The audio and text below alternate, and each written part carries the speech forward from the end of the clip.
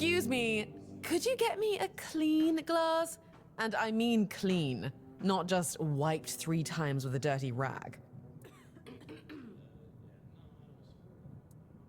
My name is Alyssa Murray, and I'm here with my husband, a very important cloth merchant.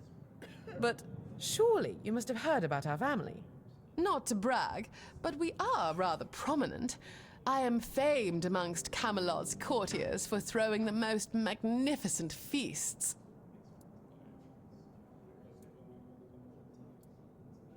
Thank you. I designed it myself. I wanted to blend in with the people of the South. The savage tribes, the brave lightkeepers. I wanted to make an homage to them with my new style, and I do believe I've succeeded. I can feel everyone here gazing at me with awe. Give it a few weeks and everyone here will be trying to copy me. It happens in Camelot all the time. It's almost insufferable. Well, my Duncan is here on business, of course. A very important contract with the Lightkeepers. I decided to accompany him because I have never been to the South, and I've heard so much about its wild, untamed beauty. So far, it's turned out to be terribly dull. And the smell... it's like stale fish and sweat. Hopefully, I don't have to suffer it much longer. Pray, tell me, do you know anyone here who would run a small errand for me?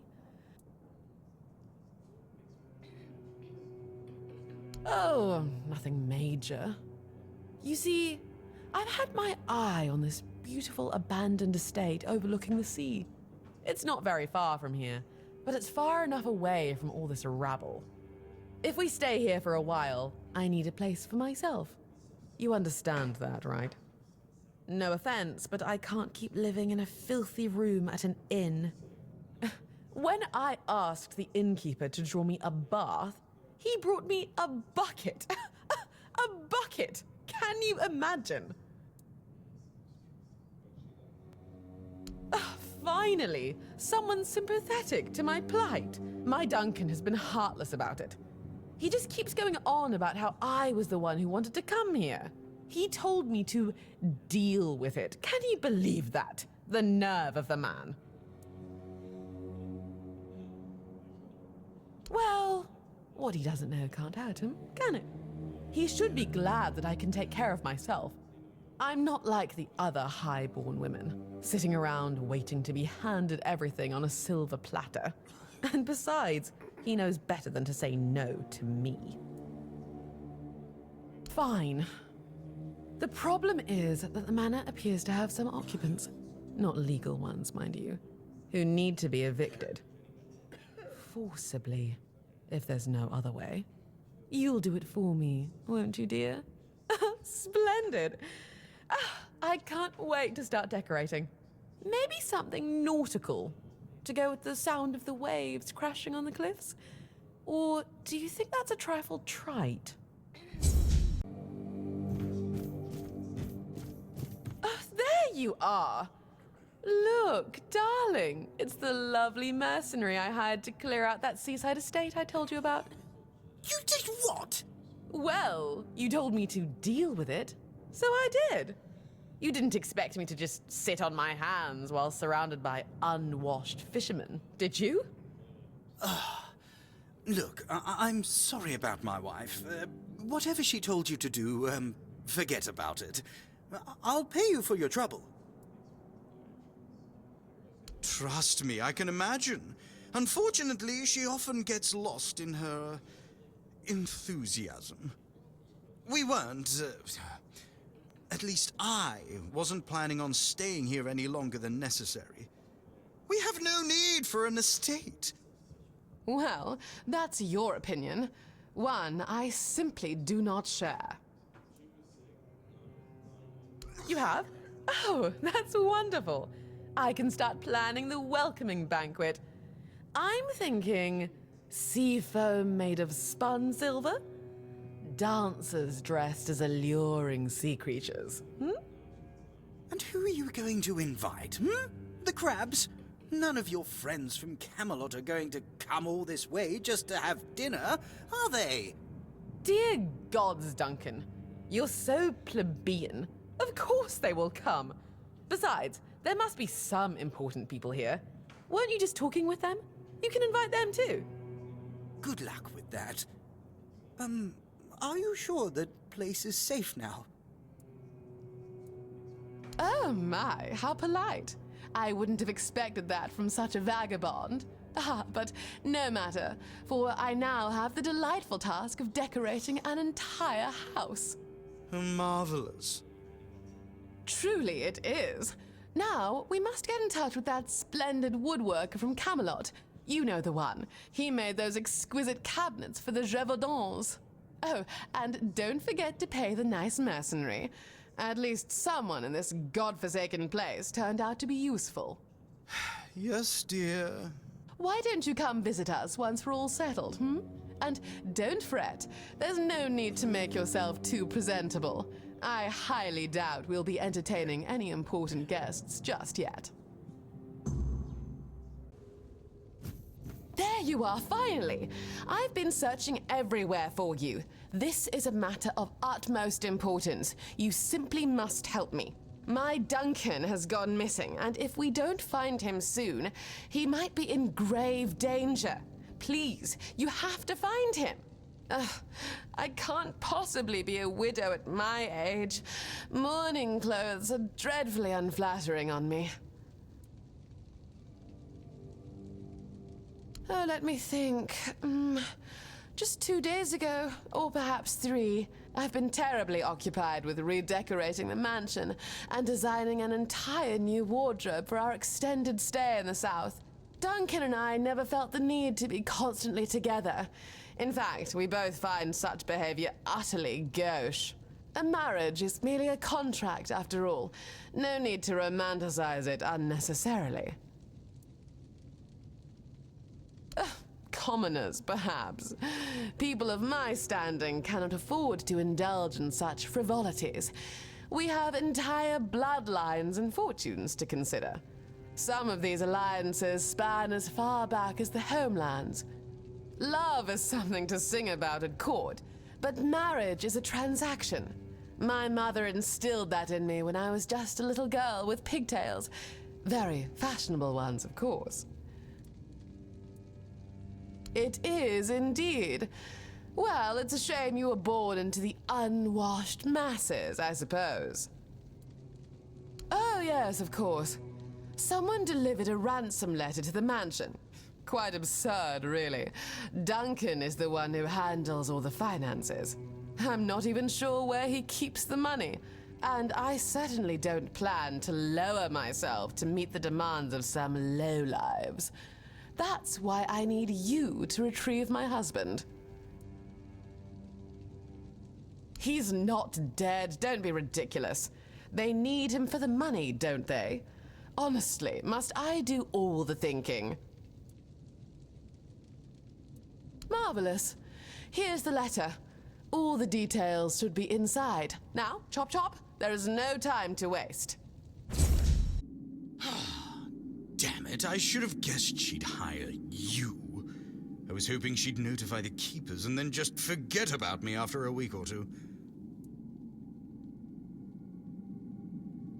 Clearly, I was considering making a deal with one of the local gangs to stage an actual kidnapping, but I thought better of it in the end. They're not exactly a trustworthy bunch.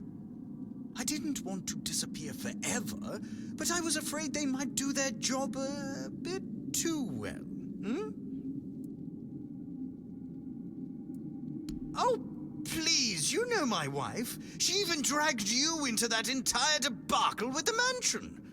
Now she has decided she wants to stay here, to leave Camelot, leave our entire life behind and move to the middle of nowhere. And I bet in 2 months she'll want to move again. Maybe to the Forlorn Swords or somewhere equally absurd. I just can't take it anymore. I'm too old for this. I want a loving wife, a family, some damn stability at last. When I arrived in Camelot, I had money, but I lacked useful connections. The Morays were an old and well-respected family on the edge of financial ruin. Our interests were aligned.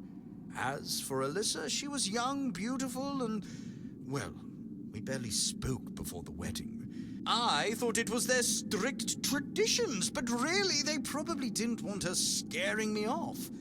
I hoped she'd settle down eventually, but these people, they're just different. All they care about is outdoing each other. Leaving a woman like Alyssa isn't that simple. Her family would ruin me, and I provided them with the means to do so. Believe me, it was simpler to cut my losses, grab what money I could, and start over as far away from them as possible. No, she doesn't. She's only interested in having a husband who fulfills her every need. In her eyes, our marriage is perfect. Or at least it's perfect for someone like her. Look, my parents had a loving, harmonious relationship. That's what I wanted for myself. But when that didn't happen, I chose to marry to improve my social standing, hoping love would eventually come. It never did. No, I haven't, because I know she's just not the right person for me. I don't love her, and she doesn't love me. And believe it or not, I think she deserves more than that. She just hasn't realized it yet. I cut off my finger, just in case someone did come looking. I hoped they'd find it and bring it to Alyssa as proof that I was gone.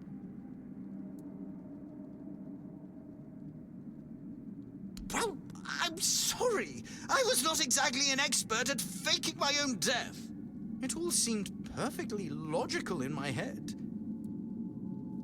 Just tell her I'm dead, Say, my body was eaten by bears or something. Please, if I go back, we'll just both end up miserable forever.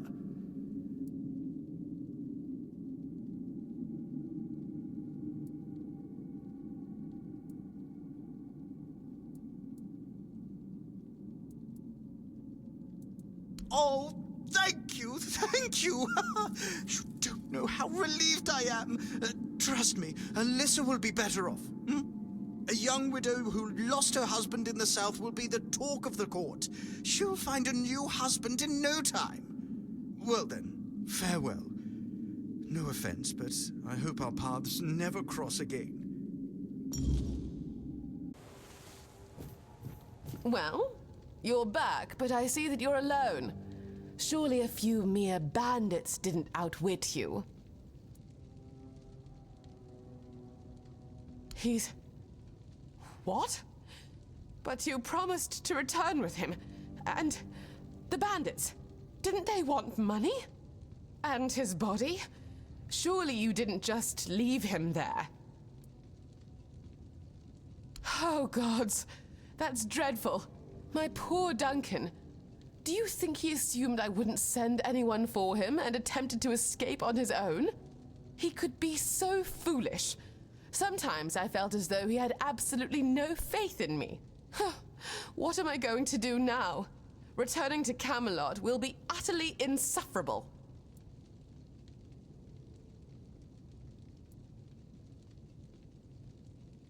Of course I am. I'm not entirely heartless, you know. I may not have loved Duncan, but I didn't dislike him either. Still, crying won't bring him back, and I do need to think about my future, which at the moment seems rather bleak. This is a nightmare! Ugh. I should begin packing, and something must be done about this house. Goodness, I don't even know where to begin. Would you like it? I could part with it for 500 gold coins. Does that sound reasonable for a house?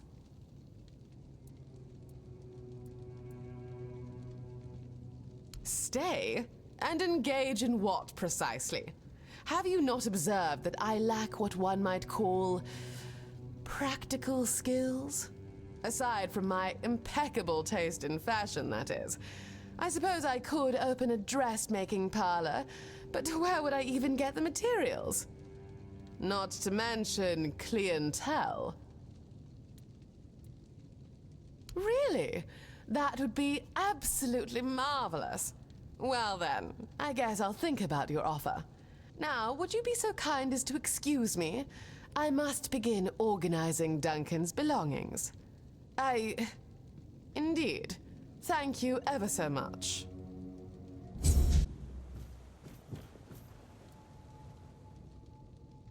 Let me see. Not entirely dreadful.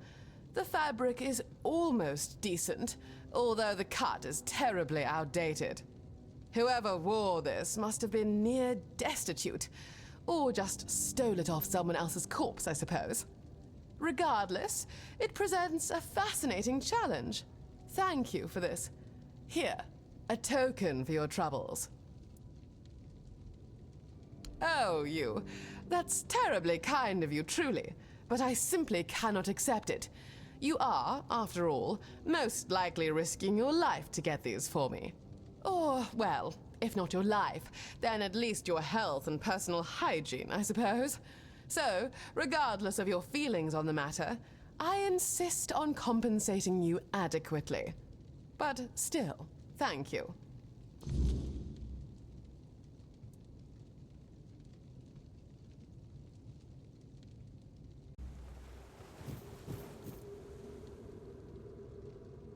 Yes?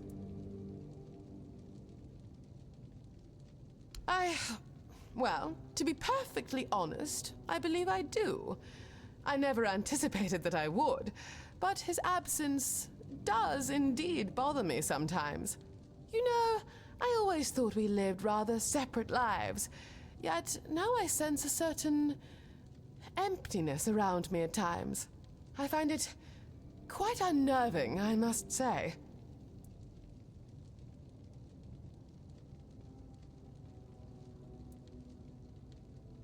Indeed, that might be true. In Camelot, I was perpetually surrounded by company, be it Duncan, family, friends, oh, and the servants, I suppose. Ah, perhaps you're right. Nonetheless, there is no use in dwelling on such thoughts at the moment. Gods, no. At least, I don't believe so.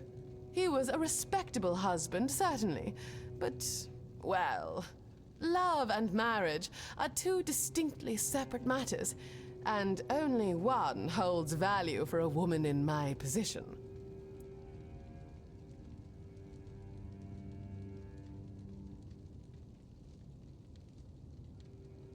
Whatever for? I recall a cousin of mine, utterly smitten with a stable hand. Yes, it's just as cliché as it sounds. She attempted to elope with him, the naive fool. They were apprehended almost immediately. He met a tragic end, and she lost all prospects of a respectable union. So, you see, love has always seemed a dreadful hassle to me.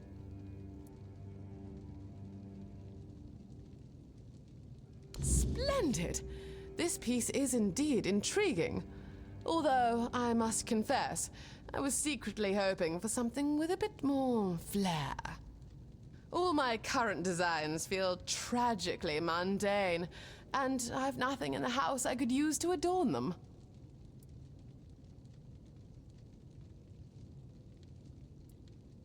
Well, given that we're in the South, it may sound somewhat trite, but I have developed quite a fondness for marine-inspired motifs. I could start with some seashells, perhaps. Not too many, perhaps 12 or so.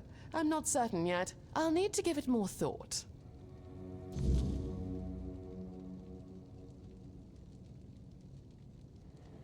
Ah, the seashells. Thank you.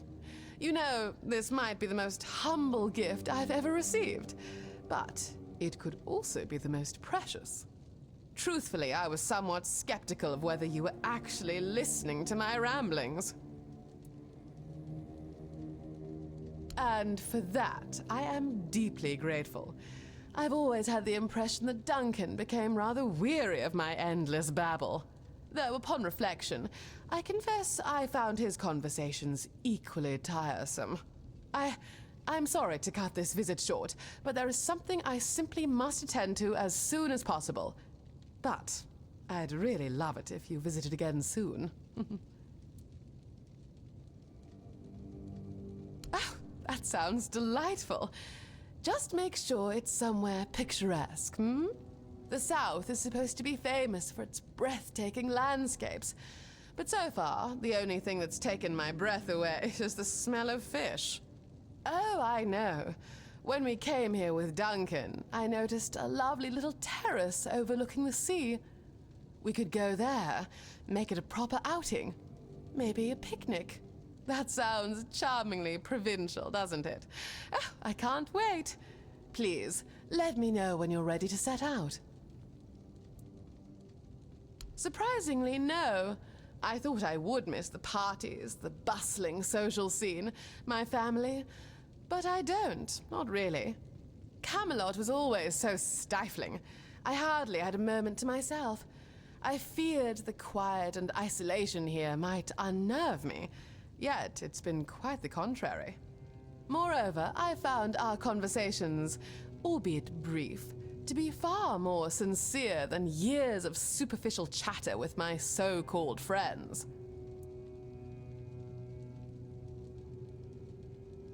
Oh, well, that's delightful to hear.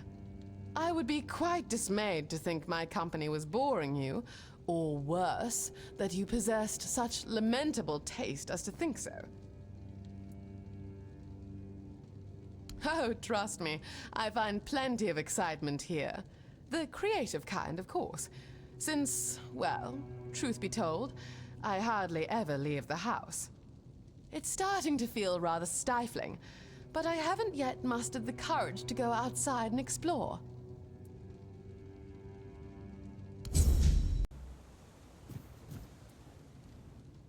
Oh, absolutely.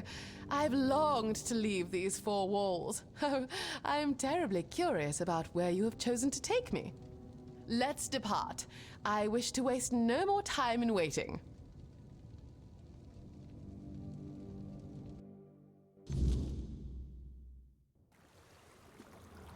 Ah, this is quite an endearing spot, albeit rather windy, and the decor leaves much to be desired. I must confess that ghastly statue had entirely escaped my memory until now. Now, what shall we talk about? You know almost everything there is to know about me, and yet I hardly know anything about your life. Tell me, have you always been a mercenary?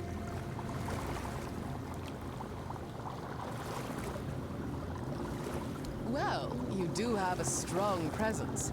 An officer's role would have been a commendable pursuit. My grandfather, a legate in the Camelot army, always complained about the recruits being weaklings. Yet, I suspect he would have been rather satisfied with you.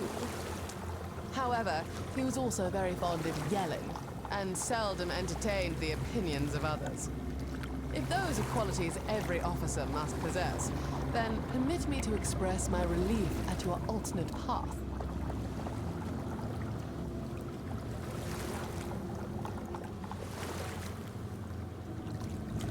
Are you insinuating that my grandfather failed in his duties? Well, you would be correct. He was dispatched to suppress a rebellion and vanished, never to return. Rumors swirled that he met his end at the hand of his own troops. It might have been nothing but hearsay. Yet, well, let's just say I wouldn't be surprised. He was a terrifying man. Every time he visited, I would excuse myself to hide in my rooms. But look at us, drifting back to my favorite subject, me. Although I relish discussing myself, today is meant to be about you. But first,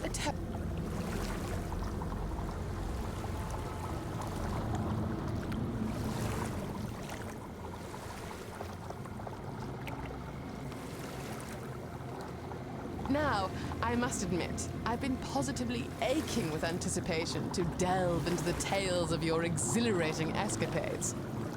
Your life appears so fabulously thrilling.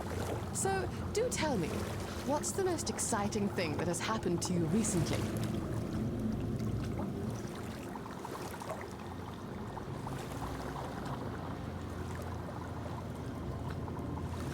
Oh, you flatterer. That's rather obvious, isn't it? No.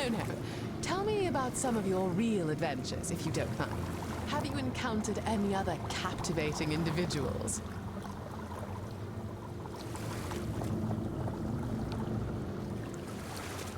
Oh, no. Don't tell me that ridiculous little legend the locals insist on sharing is actually true. I do adore a bit of folklore, but to actually believe it, unthinkable. Go on then, convince me. I simply must hear more. As a proper sea monster should be, nobody weaves grand tales about a monster smaller than a ship, do they? That would hardly have the same thrilling allure. Don't be coy, darling. You should know by now that I rarely do anything for which I have no patience or desire. Besides, the evenings here are indeed rather slow, so the prospect of your delightful company to enliven them is most welcome. Now, I've had a lovely time, but it's getting late, and I'd rather not be caught by nightfall on my way home. I do hope we can do this again sometime. Oh, you've arrived! Marvelous. I must confess, I've been eagerly awaiting your next visit. Today, I have crafted something quite special just for you. Here, behold my very first creation, expressly designed just for you. What? No, of course not. Perish the thought. But I must confess, I've grown rather fond of you. And I am not averse to the idea of exploring a more intimate connection.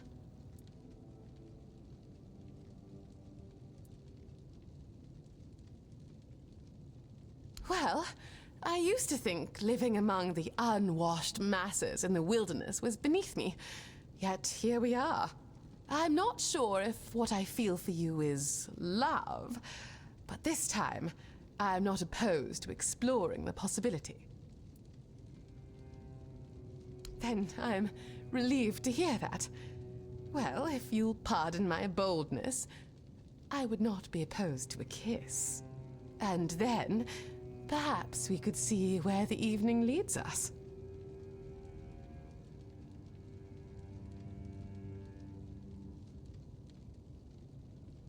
Darling, I must say I've thoroughly enjoyed your company. I do hope you don't have to rush off just yet. Do you, dearest?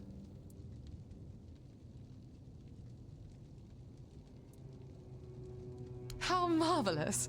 In fact, I've been meaning to suggest something.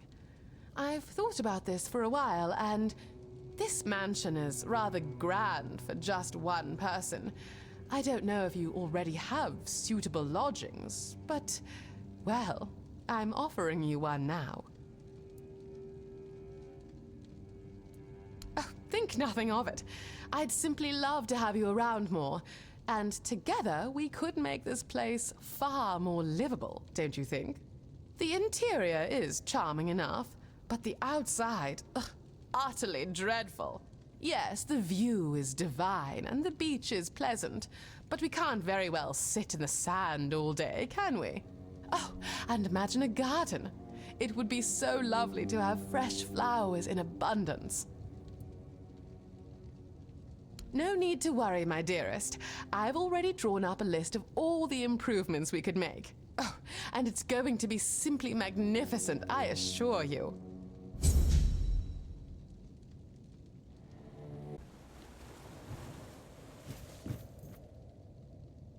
Ah, is there anything more romantic than a proper garden?